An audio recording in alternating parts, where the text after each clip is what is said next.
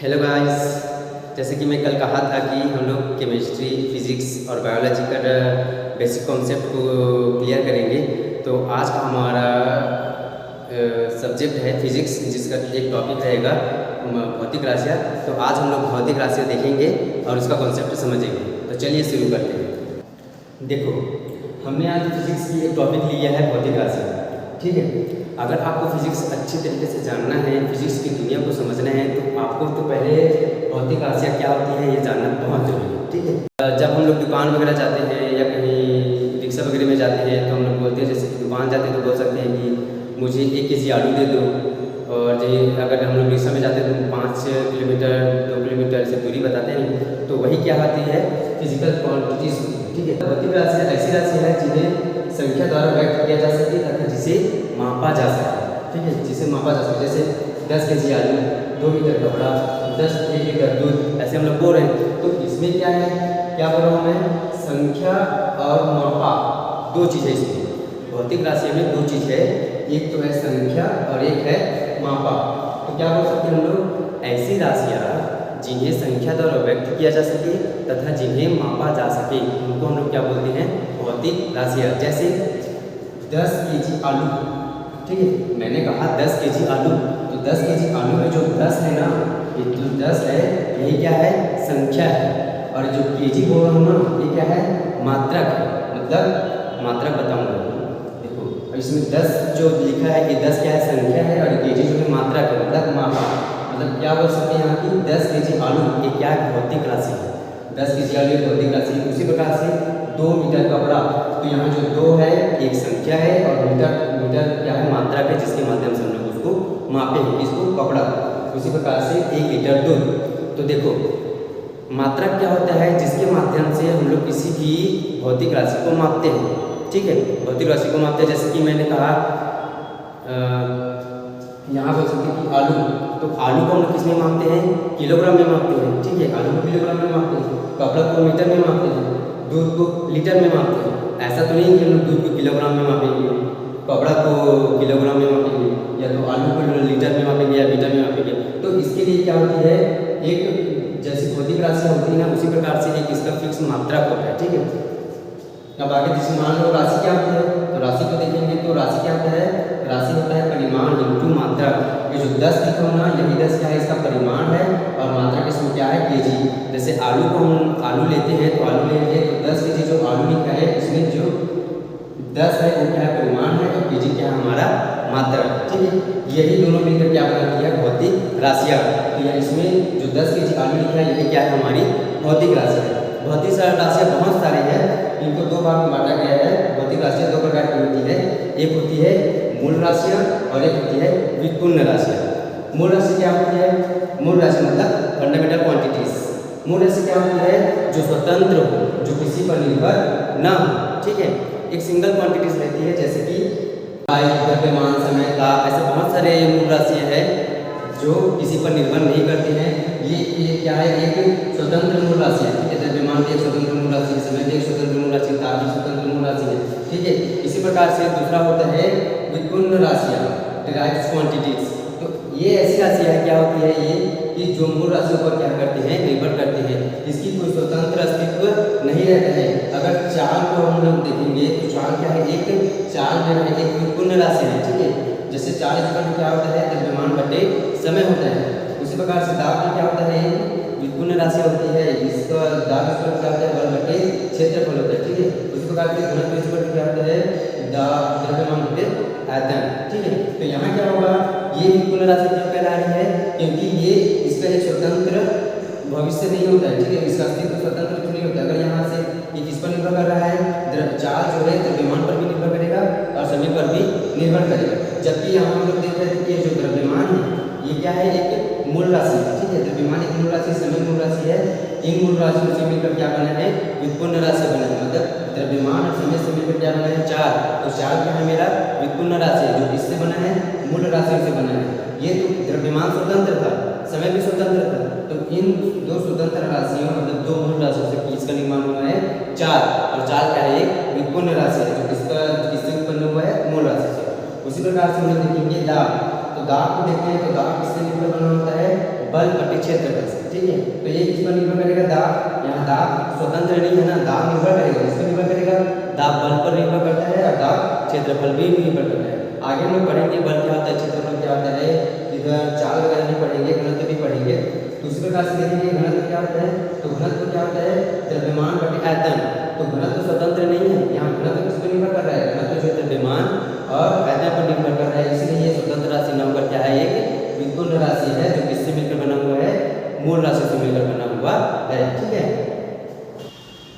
आइए मूल राशि और व्युत्पन्न राशि की हम लोग मात्राएं देख लेते हैं, ठीक है, क्योंकि मात्राओं के माध्यम से हम लोग क्या करेंगे, भौतिक राशि को क्या करते हैं, मापते हैं। मात्रा का मतलब होता है मापना, ठीक है।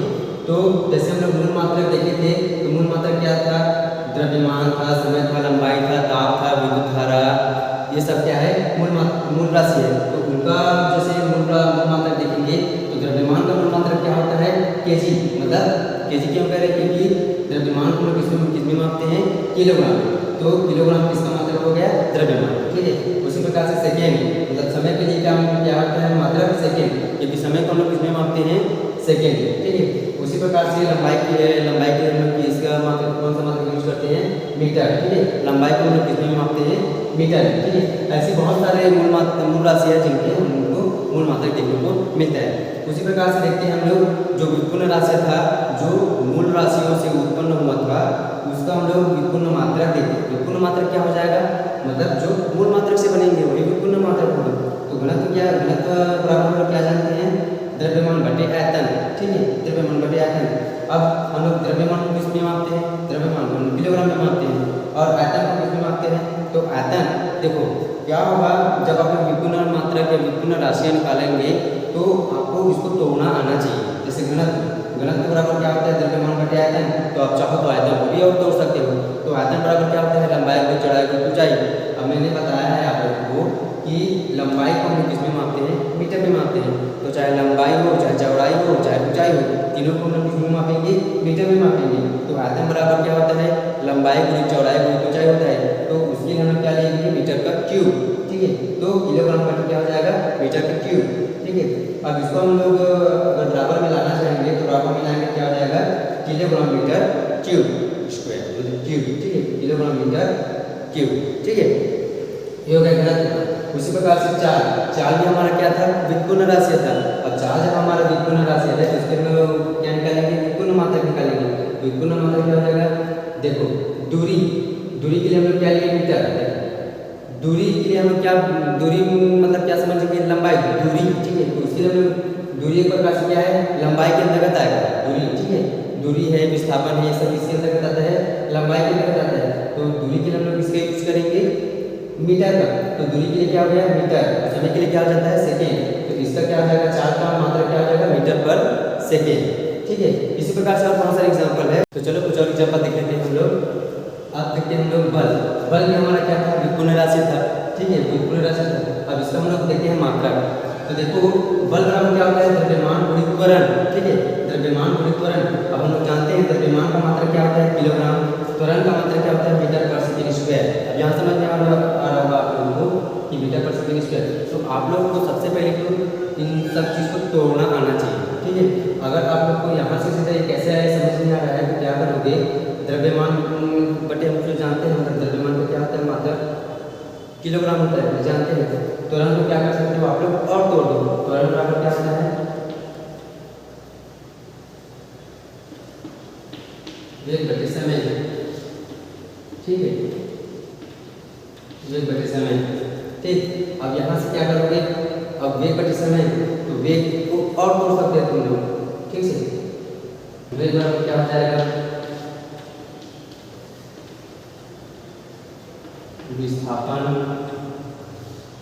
विस्थापन बटे समय, ठीक है, विस्थापन बटे समय।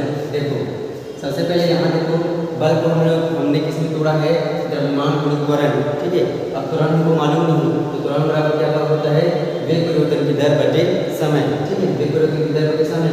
अब वेग क्या होता है, वेग किस ऊपर होता है, विस्थापन बटे समय। अब मैंने बताया था विस्थापन और दूरी तुम्हारा क्या होता है, लंबाई के लिए होता है। तो लंबाई के लिए किसका यूज करेंगे, लंबाई के लिए किसका यूज करेंगे, मीटर, ठीक है। लंबाई के लिए हम किसका यूज करेंगे, मीटर का। समय के लिए किसका यूज करेंगे, सेकेंड का। तो यहाँ से क्या आ गया, मीटर पर सेकेंड, ठीक है। यहाँ से क्या आ गया, मीटर पर सेकेंड। ये जो मीटर पर सेकेंड है ये किसका है, वेग का है। अब यही मीटर पर सेकेंड को हम लोग यहाँ लेंगे, ठीक है। और नीचे में समय और ऑलरेडी है, तो इस समय के लिए हम लोग क्या लेते हैं, सेकेंड। तो ये क्या हो जाएगा, अगर हम लोग इसको देखेंगे तो इसका क्या हो जाएगा, ऊपर में मीटर पर सेकेंड है और नीचे में और क्या है, सेकेंड। तो जब metre per second square, metre per second है और बटे सेकेंड है, तो अब क्या हो जाएगा, इस सेकेंड को हम लोग उधर ऊपर लेके जाएंगे तो ये क्या हो जाएगा, मीटर पर सेकेंड स्क्वायर। आगे बढ़िएगा तो तुरंत इस पर क्या होता है, मीटर पर सेकेंड स्क्वायर। वैसी है तो यहाँ से द्रव्यमान किलोग्राम हो गया, तुरंत का क्या हो जाएगा, metre per second square is equal to देखेंगे। अब kilogram metre per second square को क्या कर देंगे, मल्टीप्लाई कर देंगे, तो kilogram metre per second square. ये किसका आ गया, हमारा बल का मात्रक आ गया, ठीक है। आगे इसका हम लोग पद्धति देखेंगे, तो पद्धति में जानेंगे कि बल का एक और मात्रक ऐसे मात्रक होता है न्यूटन, ठीक है। आगे देखेंगे, अब देखते हैं हम लोग दाब। तो दाब बराबर, देखो सबसे पहले तो आप लोग को सब चीज़ पता होना चाहिए, थोड़ा बहुत बेसिक जानकारी, और नहीं होगा तो आगे हो जाएगा, मैं करवा दूँगा, ठीक है। तो दाब इसको क्या होता है, बल बटे क्षेत्रफल, ठीक है। बल बराबर हम लोग डायरेक्टली में देख चुके हैं, ठीक है। अगर आपको और अच्छे से निकालना है तो बार बार निकाल के देखिए, ठीक है। आप यहाँ डायरेक्टली मत रखिए, आप अपने हिसाब से निकाल के देखिए, तब आपको क्लियर होता जाएगा। मैंने डायरेक्ट निकाल दिया है तो उसी को रख दिया, ठीक है। तो देखो दाब इसको क्या होता है, बल बटे क्षेत्रफल। बल बराबर हम लोग निकाले अभी यहाँ kilogram metre per second square upon metre का स्क्वायर। अब मीटर का स्क्वायर कैसे हुआ, तो क्षेत्रफल बराबर हम लोग जानते हैं लंबाई गुणित चौड़ाई, और मैंने बताया है लंबाई चौड़ाई ऊंचाई तीनों के लिए हम लोग क्या लेते हैं, मीटर। तो मीटर तो क्षेत्रफल क्या होता है, लंबाई गुणित चौड़ाई, लंबाई और चौड़ाई दोनों का ये मतलब क्या करते हैं, मल्टीप्लाई करते हैं, तो क्या आ गया, मीटर स्क्वायर, ठीक है। तो kilogram metre per second square upon metre square इस पर क्या हो जाएगा, देखो अब ये मीटर स्क्वायर है। अब जब ऊपर में जाएगा, ठीक है, ऊपर में जाएगा तो क्या हो जाएगा, इसके साथ ना, इसके साथ नहीं जाएगा, इसके साथ जाएगा। मीटर स्क्वायर है और ये मीटर गुना में है, भाग में जब ऊपर जाएगा तो माइनस में हो जाएगा, -2 हो जाएगा, ठीक है। अब ये +1 है और ये -2 है, तो जब भाग को एक माइनस से प्लस में रहता है हटा देंगे, क्या हो जाएगा, kilogram metre inverse upon second inverse, ठीक है, ऐसा हो जाएगा। या इसको और कैसे लिख सकते हैं, इसको ऐसा भी लिख सकते हैं, kilogram metre inverse second inverse, ठीक है, ऐसे लिख सकते हैं। इसको ये पास्कल है, मतलब जब हम लोग पद्धति पढ़ेंगे ना तो ऐसे पद्धति में इसका मतलब होता है पास्कल, ठीक है। उसी प्रकार से इसको और कैसे निकाल सकते हैं, अगर हम जब ऐसे पद्धति में देखेंगे तो बल का मात्रक होता है न्यूटन, ठीक है। उसी प्रकार से क्षेत्रफल का मात्रक होता है मीटर स्क्वायर, तो इसका एक और मात्रक क्या हो जाता है, दाब का न्यूटन मीटर स्क्वायर, ठीक है, न्यूटन पर मीटर स्क्वायर। इसको कैसे लिख सकते हैं, अगर इस मतलब बटे को हटा देंगे तो क्या हो जाएगा, वही सेकेंड इनवर्स हो जाएगा। यहाँ भी वैसे ही हम लोग यहाँ जब इसको मतलब बटे को हटा दिए हैं तो इनवर्स में आ गया, ठीक है, सेकेंड इनवर्स। उसी प्रकार से ये है न्यूटन हमारा बल का है, मीटर क्षेत्रफल का है, तो न्यूटन मीटर स्क्वायर हो गया। इसको हम लोग ऐसे भी लिख सकते हैं, न्यूटन पर सेकेंड स्क्वायर, ठीक है। तो ऐसे बहुत सारा व्युत्पन्न राशि है जिसको आप निकाल कर देखोगे। तो चलिए दोस्तों, आज ये बस इतना ही रखते हैं। आज हम लोगों ने भौतिक राशियों में भौतिक राशि क्या होती है ये जाना, उसकी टाइप्स को जाना, मूल राशि क्या होती है, उसकी मात्रक क्या होती है, व्युत्पन्न राशि क्या होती है, उसकी मात्रक क्या होती है। आगे हम लोग इसके ऐसे पद्धति वगैरह इसकी विमाएँ हैं उसको देखेंगे। तो तब तक के वीडियो के अंत में मैं कहना चाहूँगा, मस्त रहो, बढ़ते रहो। जय छत्तीसगढ़, जय जवाहर, जय छत्तीसगढ़।